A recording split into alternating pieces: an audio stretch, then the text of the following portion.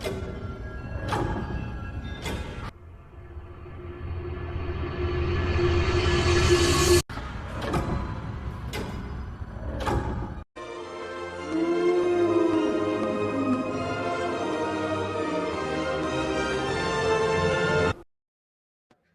my all cuties! Welcome to my channel Ironic Miss. রাত তখন 10টা। ফ্রিন স্টিয়ারিংয়ে হেড ডাউন করে ঘুমিয়ে পড়েছিল। তো ফ্রিন মাথা তুলে আবছা দৃষ্টিতে ব্যাকির দিকে তার দৃষ্টি নিক্ষেপ করে এবং দেখে ব্যাকি কারের উইন্ডোতে হেলান দিয়ে ঘুমিয়ে আছে। আসলে দুইজনেই এত ক্লান্ত ছিল যে কখন যে ঘুমিয়ে পড়েছে তার কেউ জানা নেই। ফ্রিন উঠে দেখে বৃষ্টি কমে গেছে, বাট মিষ্টি মধুর হাওয়া বইছে, আর তাতেই ব্যাকির কানের পাশের কেশগুলো এলোমেলো হয়ে মুখে চোখে পড়েছে। তাই ফ্রিন সরে গিয়ে হালকা কাপা হাতে ব্যাকির কেশগুলো কানের পাশে গুজে দেয় এবং ব্যাকিও একটু নড়ে ওঠে আর ফ্রিনের দিকে মুখ ঘুরিয়ে সিটে হেলান দেয়। তো সেই মুহূর্তটা ফ্রিনের কাছে জাস্ট আলাদাই একটা অনুভূতি এনে দেয়, কারণ ফ্রিন তো ব্যাকির অনেকটা কাছে সরে এসেছিল কেশগুলো ঠিক করে দেওয়ার জন্য। এখন তো ফ্রিনের সংস্পর্শে ব্যাকির প্রশ্বাস নিঃশ্বাস ফ্রিন অনুভব করতে পারছে। ফ্রিনের চোখ তো ব্যাকির ওই নরম স্ফীত গোলাপি কোমল ঠোঁটের ওপর, যা দেখার পর ফ্রিনের স্নায়ু উদ্দীপিত হয়ে গেছে। সে তো আর সামলাতেই পারছে না নিজেকে। তাই ফ্রিন আর একটু এগিয়ে গিয়ে ব্যাকির লিপসের সাথে নিজের লিপস টাচ করায়। তবে ফ্রিন কোনো মুভমেন্ট করে না, জাস্ট টাচ করিয়ে রেখেছিল। উফ, মোমেন্টস না? ওকে, চোখ বন্ধ করে ফ্রিন রেখেছিল। তার উপর বাইরে ওয়েদার, সব মিলিয়ে একটা মনোমুগ্ধকর পরিবেশ। এদিকে ফ্রিনের উষ্ণ নিঃশ্বাস ব্যাকের উপর পড়ায় ব্যাকের ঘুম ভেঙে যায় এবং চোখ খুলে দেখে ওই অবস্থা। ফ্রিন তো খুব ঘাবড়ে যায় এবং ব্যাকের লিপস থেকে উঠতেই যাবে, ঠিক তখনই ব্যাকি ফ্রিনের কলার টেনে নিয়ে ফ্রিনের লিপসের সঙ্গে টিপলিক কিস করতে থাকে এবং ফ্রিন হতবাক হতবুদ্ধ হয়ে ব্যাকির ওই টিপলিক কিস অনুভব করতে থাকে। আর ফ্রিনের চোখ বড় বড় হয়ে গেছে। সে হতবাকের মতো ব্যাকিকে দেখছে, ঠিক কিভাবে ব্যাকি পাগলের মতো ফ্রিনকে নিজের করে পেতে চাইছে, কিন্তু হঠাৎই ব্যাকি ফ্রিনকে ছেড়ে দেয় এবং ফ্রিনের চোখের দিকে তাকিয়ে হঠাৎ করে জানলার দিকে মুখ ঘুরিয়ে নেয়। আর ফ্রিনও উল্টো পাশে জানলার দিকে মুখ ঘুরিয়ে নেয়। তবে ফ্রিন খুব খুশি ছিল, আর ব্যাকি সে জানলার দিকে তাকিয়ে কান্না করছিল ফুপিয়ে ফুপিয়ে। তখন তো দুজনেই চুপ হয়ে গেছে। চারিদিকে নিস্তব্ধতা, হালকা কিছু জোনাকি পোকা দেখা যাচ্ছে। ওই অন্ধকারে ঝিঝি পোকারা ডাকছে, সাথে বৃষ্টি হয়েছে, ব্যাঙ মহারাজও ডাকছে। আবার মেঘলাচ্ছন্ন পরিবেশ, পুরো সব মিলিয়ে যেন মিলেমিশে একাকার হয়ে যাচ্ছে। এবার নিস্তব্ধতা ভেঙে ফ্রিন কার থেকে নেমে দাঁড়ালো, তবে ডোর লক করলো না, আর কারের সামনে থাকা বৃষ্টির জলগুলো মুছে পরিষ্কার করতে থাকলো এবং শেষে একটা গান গাইতে শুরু করলো। আর একটু দূরে গিয়ে আকাশের দিকে তাকিয়ে ব্যাকি অর্থাৎ কারের দিকে ব্যাক সাইড করে দাঁড়িয়ে মিষ্টি সুরের গান গাওয়া শুরু করলো। তাও আবার গলা ছেড়ে সে গান গাইছে, যা পরিবেশটাকে এক নতুন ছন্দ দিয়েছে। ফ্রিন কিছুক্ষণ গান গাওয়ার পর হঠাৎই চুপ হয়ে যায় আর একটা গাছের গায়ে হাত দিয়ে ওই নিঝুম আকাশের দিকে জল ভরাক্রান্ত ছলছল চোখে তাকিয়ে থাকে। তখনই নিস্তব্ধতা ভেঙে ব্যাকি গাড়ি থেকে নেমে আসে আর ফ্রিনের পেছনে গিয়ে দাঁড়ায় আর কাঁপা কাঁপা স্বরে বলে, আমি বুঝি নাই, আর হঠাৎ করে নিজেকে সামলাতেও পারি নাই। আপনাকে অনেকটা আপন মনে হলো সেই মুহূর্তে, তাই আমি বলেই ব্যাকি চুপ হয়ে যায়। আর ফ্রিন তখন ব্যাকির দিকে ফিরে ব্যাকির ঠোঁটে ফ্রিনের ফিঙ্গার্স রাখে। একদম এই কথা বলবেন না, আপনি ভালো করেই জানেন আমি আপনাকে কতটা চাইতাম আমার লাইফে। তখন ব্যাকি ফ্রিনকে বলতে না দিয়ে বলে, আর এখন ভালোবাসো আমায়? ফ্রিন বলে, না। সব অনুভূতিগুলো, হুম, অনুভূতি মরে গেছে। ক্ষমা করেছো? হয়তো। ভুলে যাচ্ছ না কেন আমায়? জীবনটা তো কোনো ব্ল্যাকবোর্ড নয় যে পুরনো অক্ষরটাকে মুছে দেওয়া যায়। বেকি তার জল ভরাক্রান্ত চোখ নিয়ে স্মাইল করে আর বলে, তাই আজ আপনি নিজেকে সামলাতে না পেরে আমার বেকিকে চুপ করিয়ে ফ্রিন বলে ওঠে, হ্যাঁ হ্যাঁ, পারিনি সামলাতে, তাই কিস করেছি আপনার লিপসে। তখন বেকি বলে, আর আমার ফিলিংসটা বুঝলেন না?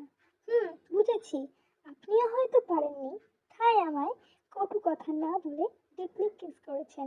এরপরেই সব চুপ হয়ে যায়, আর কেউ কথা বলছে না, দুজনেই চুপ। একটু পরই হঠাৎ বেকির মাথাটা টাল খেয়ে যায়, আর সেটা সামলাতে না পেরে বেকি, যেহেতু ফ্রিনের ব্ল্যাক থারের পাশেই ছিল, তো সেই থারে ধাক্কা খেয়ে যায়। ফ্রিন আচমকাই শব্দ পেয়ে বেকির দিকে দেখে যে সে থারের সামনের চাকাটার কাছে বসে পড়েছে। ফ্রিন বলে, ওহ শিট, এই কি হলো আপনার? বলে তাড়াতাড়ি এসে বেকিকে ধরে তোলে। বেকি চোখে অস্পষ্টতায় দেখেছে ফ্রিন তাকে এসে ধরেছে, আর বেকি শান্তিতে তাকে বিশ্বাস করে তার বুকে মাথা রেখেছে। আর তারপর বেকির কিচ্ছু মনে নেই, কারণ ফ্রিন দেখে যে বেকি সেন্সলেস হয়ে গেছে। কিন্তু ফ্রিন কি করবে এখন? তার তো কিছুই জানা নেই। ফ্রিন যেভাবে হোক বেকিকে ধরে বুকের মাঝে যত্ন সহকারে আঁকড়ে নিয়ে কারের ব্যাক সাইডে বসায় এবং অন্য দিক দিয়ে উঠে এসে বেকির চোখে মুখে জল দেয় ফ্রিন, এবং আস্তে আস্তে বেকির গালে হাত দিয়ে মারতে থাকে আর ডাকতে থাকে, বেকি, হেই মিস বেকি। কিন্তু কিছুতেই চোখ খুলছে না।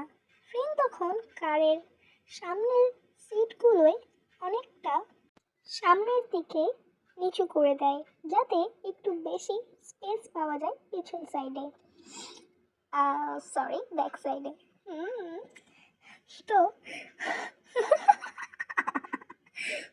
সরি ফর ডিস্টার্বিং, আমার সেই জায়ান কৃতিকের কথা মনে পড়ে গেছে, সরি সরি।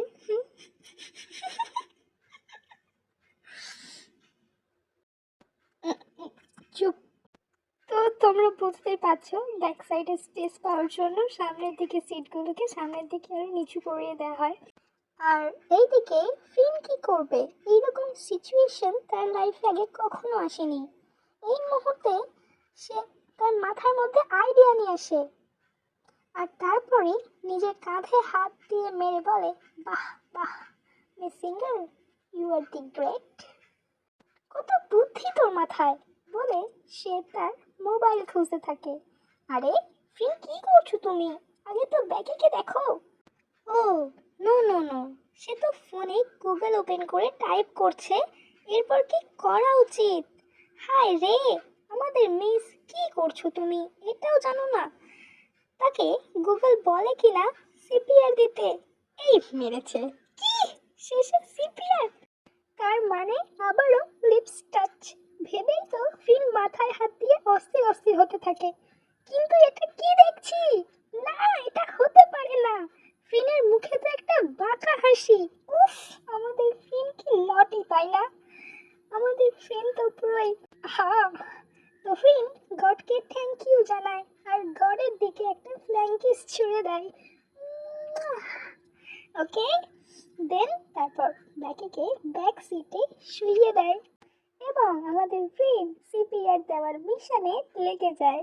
ফ্রিন খুব ধীরে প্রসেস কন্টিনিউ করে, কিন্তু তাও ব্যাকির কিছুতেই নড়াচড়া করছিল না। তখন ফ্রিন একটু ভয় পেয়ে যায়। ফ্রিনের এবার টেনশন হচ্ছে। ফ্রিন ব্যাকির পালস চেক করে এবং হাতের তালুতে রাব করে এবং পায়ের তলায় রাব করে। তারপর ব্যাকের মাউথ ওপেন করে নিজে খুব তীব্রভাবে সিপিআর দেয়। ফ্রিন, ফ্রিনের এই তীব্রতা কাজে দিয়েছে।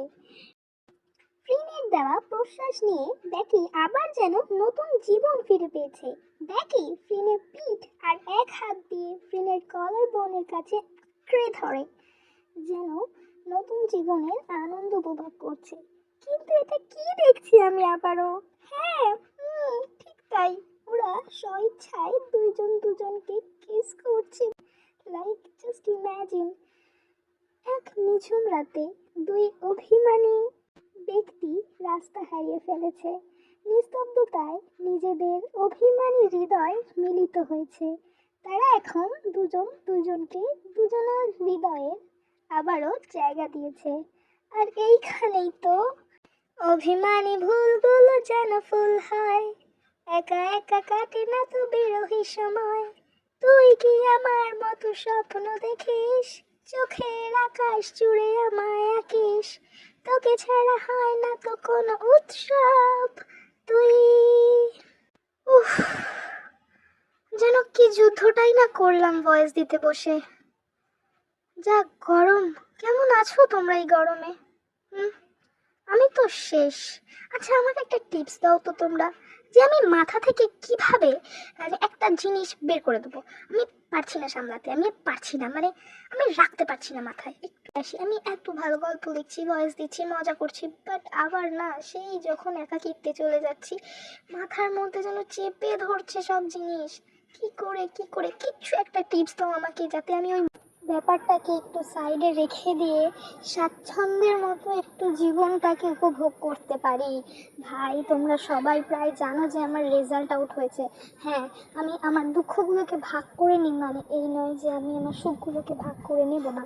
আমি মোটামুটি যেটা পেয়েছি রেজাল্টে আমার আশার বাইরে ছিল। রিয়েলি ভাই, আমি বলবো 100 বার আমি আমার দাদার নাম করব। আমার দাদা যদি না থাকতো, আর আমার দাদা যদি আমায় খোঁচা না মারতো, তাহলে হয়তো আমি কখনোই ফার্স্ট ডিভিশন পেতাম না।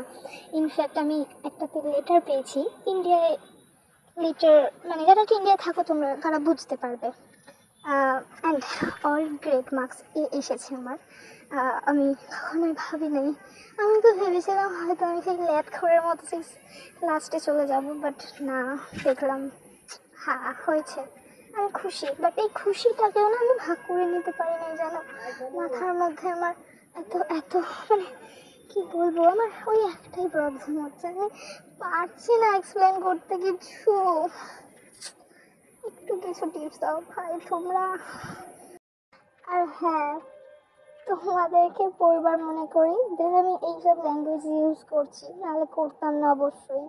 লেটখোর দাদা ভাই এইগুলো মানে ভাবি যে লাইফের একটা পার্ট তোমরা আমার, সো তাই জন্যই।